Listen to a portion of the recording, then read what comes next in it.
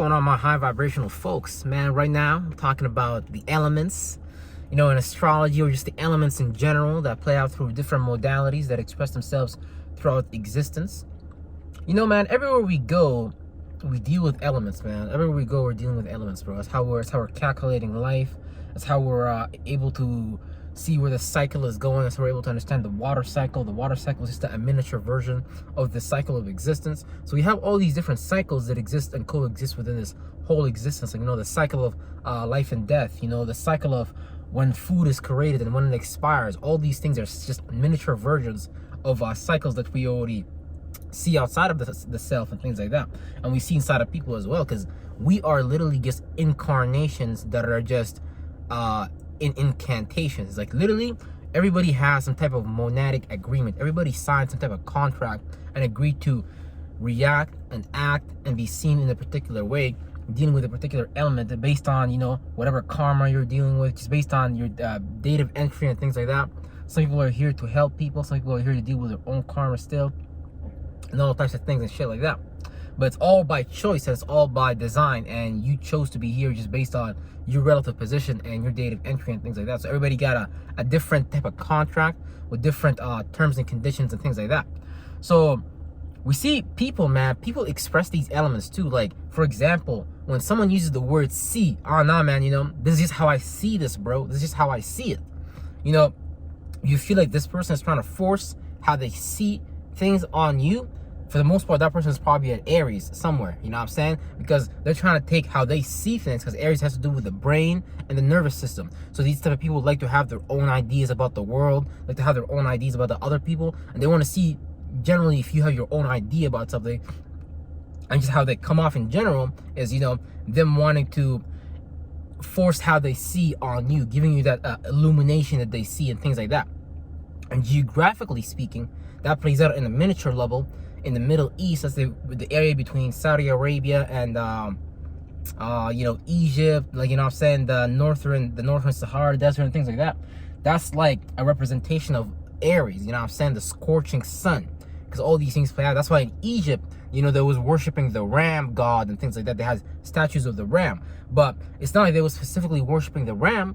They was making a clock of existence, and they was associating different types of animals with that clock, so they can, calculate the cycle and be able to communicate these things with the people. This is how you start religions. This is how you start traditions. This is how you start astronomy. This is how you start astrology. The birth chart, the birth of birth charts reading. Interpretations and things like that based on signs on the body, because this whole body is a sign. You know what I'm saying? Everything you do is a sign.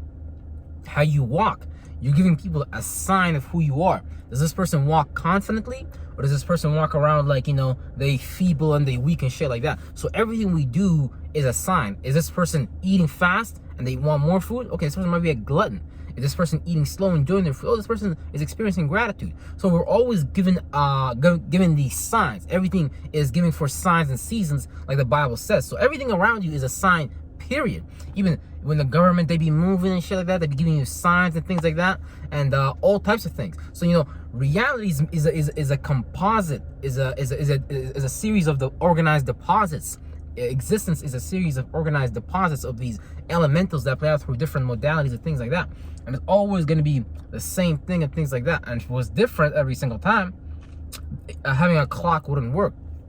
But see, based on how time changes and things like that, we're able to track that down and see when is that happening, just based on us understanding astronomy and the cycles and things. That's why cycles are very important.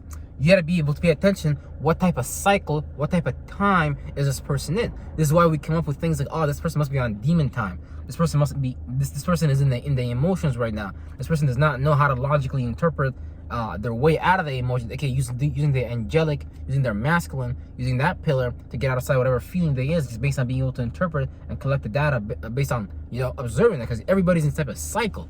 So everything is a cycle, man. Every year you do a cycle. Like every year you're doing the same thing, same thoughts and feelings, just different ways of going about it. Because fourth, fifth, sixth dimension, where our mind floats, how our outcomes, the things that we're passionate about, and the things that we gain meanings and reasoning behind, the wisdom we gain, is based on what the ideas and the feelings that we produce. And we all have different placements, different ways of going about that circumstance and going about, you know, acquiring those things. And people are already doing it naturally.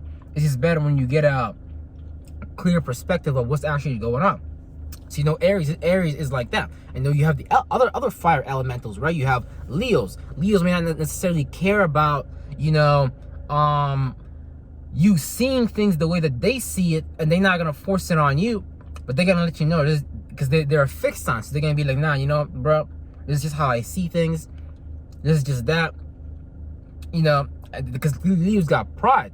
You know, you got to look at the animal that they even associated with that specific sign, because it really differs from each geographical location to each other geographical location. Because how the Greek side is different from how the Egyptian side, how the you know, Indians in Americana side is way different than the you know, these motherfuckers in what's it called, Africa side, or in Persia side. Everybody's side differently, but we're all using earthly things to attribute to that time in that timing, that time of the cycle, so we can create resemblance points and kind of like, you know, culture, statues, religions, and things like that. So, you know, the lion is a very prideful animal. You know, the lions don't like to get their pride hurt and things like that. And a lot of Leos don't necessarily want to get their pride hurt, but they want to display what they're proud about. You know what I'm saying? This is why if a Leo likes you, a Leo will probably want to be seen around you, because, you know, they just have their own way of seeing things. But if they like you, they want to be seen around you too, because they kind of take pride in their friends. They take pride in the pack and things like that. So, and they also like to so Leos, basically it's just the entertainers kind of the zodiac in their own way. They're kind of like the entertainers, like to spread joy and things like that. They're always happy. They're always pushing out their light. Because what is Leo? Leo's ruled by what? The sun. So it's in the 5th house. So they like to exude this positive, joyful, happy light. And it doesn't mean they're positive, joyful. What happens when a lion's pride get hurt? What happens when a lion can't be seen on stage, you know, with everybody? They're gonna be kind of mad, like, why am I not seen? Why am I not seen? Come on, let me do this again. Let me do this again. Let me do this again. But they might say the same joke again and again. And this is where Leos can kind of learn from like Aries and Sagittarius, because sometimes like this entertaining people in the same way is not necessarily like funny anymore. You might, because they're a fixed sign, so you know they're fixated on their ways of entertainment. They're fixated on their ways of being center stage and things like that. And that's the place that they like to be at. It's not necessarily that, you know, they like to take the center stage all the time, but just how their energy play out, just based on them being entertainers and being joyful and liking being on the stage, it just kind of automatically play out like that's just their position in the friend group and things like that. So if you have a Leo in your if you have a Leo in your friend group, you know, you're gonna see them trying to entertain everybody. You might even think they're trying to take all the light. You might think that they're trying to take all your time, but no, that's just like their natural energies and things like that. But sometimes they can learn from their opposite sign, Aquarius, is that, hey, look, because Aquarius knows in their mind, like, hey, look, it's not just about me, it's about the whole group. So an Aquarius will sacrifice some stuff for the sake of the group, because it's like there can't be a group with just one person. So Aquarius understand that. Sometimes you can look at your opposite signs, your opposite sign of where you are at on a zodiac wheel and the ecliptic, so you can see what is that you may be lacking. Because these polarities, believe it or not, is actually here to help us. These polarities is here to help us, you know, be more balanced out. Because think about, if there was no ice, and there was no if there was ice, if there was winter, let's say, and there is no summer, you know how fucked up Earth would be, bro. We would all be dead right now. If there was no 5th house, there was no Leo, if the sun didn't come out in summer and warm things up, allow food to grow, you know what I'm saying? You would not see children going out. It would just be like a very cold world if we just had the yin aspect in the realm. And then Earth would probably not have been created in the first place. So that lets you know right there, based on those esoteric geometrics, that these are actually energies that we need to start practicing in our own life and incorporating, because we're building up our mind, we're beefing up our spaceship to be able to, you know, exit stage this reality and be able to create a better contract somewhere else. Because you might not like the terms and conditions that you agreed with as far as how your character is going to play out, but you like it or love it, that's still what you got to do, because that's what you signed up for. And it's not like there's any way you can hate yourself for the contract you signed, because it's like, it's just a cycle that you've been on for so long anyways. So it's not like something you're supposed to hate. It's just something you're supposed to understand, be able to observe, and not necessarily get emotional about, and be able to just, you know, create structuring systems. You might want to give death, Pluto. You might need to rebel against specific things. You might need to express your ideas in certain areas of your life more than others.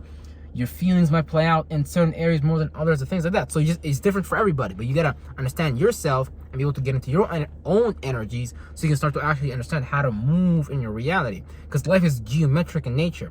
When you understand the geometry of life and you understand how that applies to you, you're able to understand how to move way better.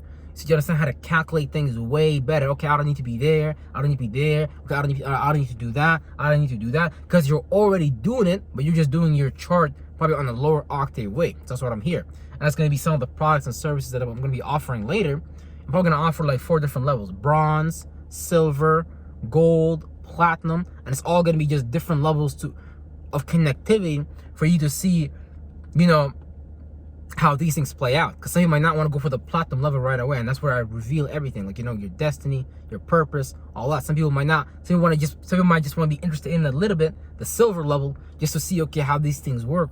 What are my attributes and characteristics and things like that. But that's gonna be way later down the line. Not way later down the line. I'm probably gonna be start to offer that soon and shit like that. But anyways, you know, we also have Sagittarius and things like that. So when we're dealing with Sagittarius right now, we're talking about the mutable fire sign. We're talking about the people that can see things. You know, Sagittarius is all about broad philosophical point of views in their external environment, and they might come off, you know, they're ruled by Jupiter and things like that. The external side of Jupiter at that. So they like to, you know, fire as an external element. You know, fire likes to come in and go.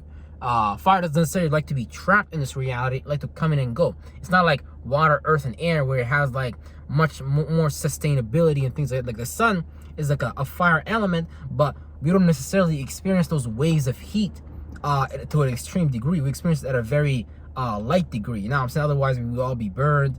Yeah, that's like saying that if the winter, if the yin realm, which is yin, is just basically you know, on the zodiac wheel, it's basically fall and fucking winter, basically. Because if we didn't have fall and winter, we would all get burned to death. Imagine like we just experienced summer and what's it called? Summer and spring, yeah. If we just experienced that, again, the earth would be off balance, we'd be all fucked up. Things wouldn't die, we would probably be immortal almost, like, you know what I'm saying? But things need to die, so things need to learn. Because if you had unlimited time on this earth, you probably wouldn't learn things so fast. Although some people say that, you know, in prior times we were able to live thousands and thousands of years. But regardless of that, remember, this is just a third dimensional vessel. Your real vessel is just the mental body that you create, with you being the observer, organizing those elementals, organizing those planetaries together to create some kind of shape and form, so you can organize yourself and create some kind of body in this reality. So the mind is always going to be the first body, because the mind is what we use to even create all these minds. The muscle is the mind. The muscle is actually Sagittarius behind closed doors. This is why when you work out under intensity and things like that, there's actually something released by the muscles called the hope molecule, which is like kind of like, because Sagittarius is like after Scorpio. Sagittarius is like the light at the end of the tunnel and things like that. So it's like, it's kind of give you hope. It kind of give you this ability to see things through almost. That, yeah, okay, you know, life is hard right now, but if I do this, if I do one more rep, if I do 2-3 more reps, okay, you know, things will be good. It's just this broad philosophical point of view about your external environment and things like that. And you know, when it comes to Sagittarius, it's the mutable fire sign, so they like to be mutable and adaptable when it comes to their way of seeing things and other people's ways of seeing things. So they might understand how to see things from other people's perspective, not so much like the Aries and the Leo, where they're fixated and they're cardinal. You know, Sagittarius is able to see other people's point of views. This will make them kind of like philosophers. This will kind of make them like preachers. Like a Sagittarius will definitely be like in a church type of setting, preaching and shit like that, because that's just the natural energy. Because the Bible is actually a Jupiterian type of energy. The whole composite of like travels, like, you know, when you walk through the valley of shadow of death, you should fear no evil. All those like mini travels, that's kind of like the things that Sagittarius is low key into. They might not necessarily be religious or anything like that, but they definitely got that. They definitely got like a religious spirit inside of them, because they just Because again, they just like to teach about this shit. And they like to go, and they like to externally experience their broad philosophical point of view. They don't necessarily like to just feel about it and imagine it like Pisces. No, they like to externally go about it and experience this thing among people, places, and things. Not just, talk about it and things like that. So that's the thing, man. You have all these different ways that God expresses itself or herself or all itself or just existence in general. But don't get lost necessarily in the denominations of, the zodiac wheel. Yeah, it's great to learn that. It's great to understand that. But like my boy, Dr. Will Rogers, always like to say, to simply put it, if you just want to get something, you have to send it out. Because when you're sending out energy, you're sending out an orb.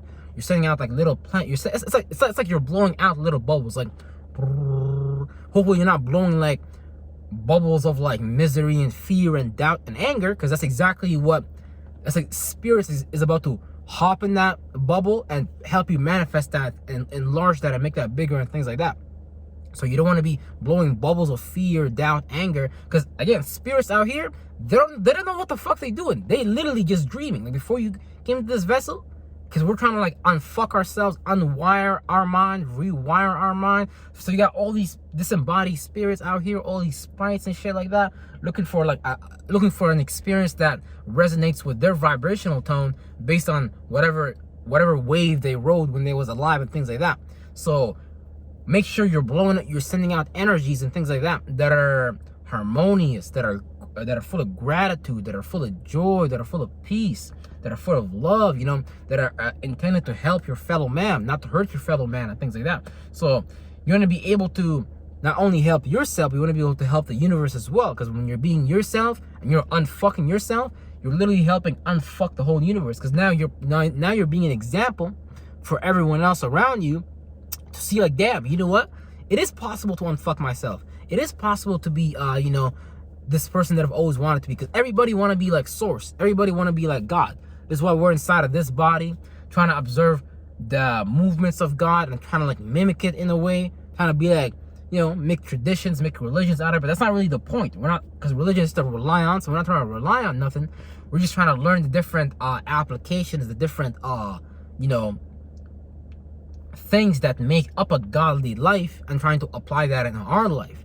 So that's what this is the thing. Don't get lost in astrology. Don't get lost in numerology. All these things is just different arts. Because numerology and astrology, we just created these things to understand Source, to understand God. It's like we just decompartmentalize it. It's the same shit as us being extremely into the left brained out, like these fucking scientists, these fucking mathematicians and shit like that. So they get lost and not be able to understand the totality behind God. That's why Jesus talked about the right brain and shit like that. He didn't talk about the right brain directly. You just make up like allegories about it. I forgot which one it was exactly, but you basically make up allegories about the right brain and being able to be creative and see things from your own perspective rather than being too logical or lost in these different numerals, lost in these different mathematical systems and things. Because at the end of the day, that's just gonna separate you from God even further. Like Neil deGrasse Tyson, that nigga is the most further person from God ever, and he a Mason too. So he be trying to he be put out there as an actor based on him joining the fraternity at an early age and them seeing, okay, we're going to give this person this type of position because we know he's a dog and he's a sheep and he's going to be, and he's going to do this agenda for us and things like that. So a lot of people think Neil deGrasse Tyson is smart. He really not fucking smart. You got your own perspective of explaining this shit just like he does. But he rely on the university. He rely on Yale, Harvard. So that you know right away, he not with God. Now, I'm not saying school is bad. School can be good because it allows you to network amongst your peers and things like that. This is how Neil deGrasse Tyson even got to the position that he was in. It's just through his network. So school can be good if you're using it to network, to, meet new people, create circles and things like that. That's what school's for. But it's not necessarily for education exactly, because you're supposed to really educate yourself. Because everywhere you go, you see life teaches itself. You see squirrels teaching themselves. It's in their fucking DNA, bro. That's what I'm trying to tell you. This shit is in your DNA. It's ingrained in you. You're already doing your purpose. You're already doing your destiny. But it just depends if you're traveling more towards your north node or your south node. I forgot what they call it in the Hindu astrology. Rahu and Ketu, I think. North node and south node. It's just basically like, are you going forward towards the north? Are you going to become one with the north? Are you going to do what God has entrusted you to do, what you said you was going to do? or you're gonna delay your contract further and accumulate more karma and accumulate more hellistic trial and tribulation type of situations for you to be like, okay, God, you know, I'm gonna do it now. Okay, God, like shit, my bad, dog. I'm gonna do it. So you don't want to be that type of person. You want to be, especially if you're young, you want to do this shit early, because at the end of the day, you're gonna put yourself in the position to be way ahead of most people, and then you're gonna be an example for people about, you know, you're gonna be an example for people when it comes to God and things like that. You're gonna be like Moses, you're gonna be like Jesus, you're gonna be like all those guys, just in your own way. And you better believe you're gonna be able to go around and do miracles, because you understand what that concept is. And miracles is scientific too, but when you have your own right brain and you have your own left brain, you're able to formulate logic and you're able to formulate creativity just in your own way. It's how you have different artists, how you have different musicians. We're not all listening to sounds the same way. We're not all observing these colors the same way. A lot of famous artists like Van Gogh or whatever the fuck his name is, he had a problem. I think he was like colorblind or some shit, but that made him create some interesting works. So it's not what you have, it's how you use it. You might have like one leg. There was a dude with both his legs was gone, both his arms was gone, and he proceeded to make a prosthetic company and things like based on that trial, based on that trauma, based on that problem. Because a lot of people is going through traumas and problems, but are you going to use your traumas and problems productively and be able to use that for the sake of society, or is you gonna dwell on your trauma and be like, nah, God, I'm a victim, I need help, I need Jesus? So you don't want to play out those roles. You want to play out the role of a problem solver. You want to become a problem solver, and you want to be able to share your solutions with other people, so you can hopefully generate some kind of product, services, and information, and that can become your purpose, and that can become your living circumstance, so you're not lost in the Masons world. Because the Masons, they get inspired from you guys, because we're the real stars, not them. They don't know how to think for themselves. They're like, oh, no, yeah, brother, I got to get my first degree. I gotta get my second degree. Oh, brother, yeah? Oh, you get your 10th degree? Brother, I'm on the 23rd degree. Praise Jesus. This dumbass patriarchy, hierarchy bullshit. They all dumb as fuck. They don't know nothing except what shit that they thought. They just in like a scout boy, girl, cookie, whatever the fuck. They're just like, okay, master, can I have the next cookie? Oh, nah, sit down over there somewhere. So you don't need to play none of that out. You need to learn God. God is all around you, 24/7, 365. But you gotta start to notice the things that are noticing you. That's why it's really important. What you're noticing is not the same as what everybody else is noticing. So you need to notice it for you and not for everybody else. I love you, appreciate you. Anything you could do about it. I'm gonna go buy me some honey right now. You better fucking believe it. Real shit.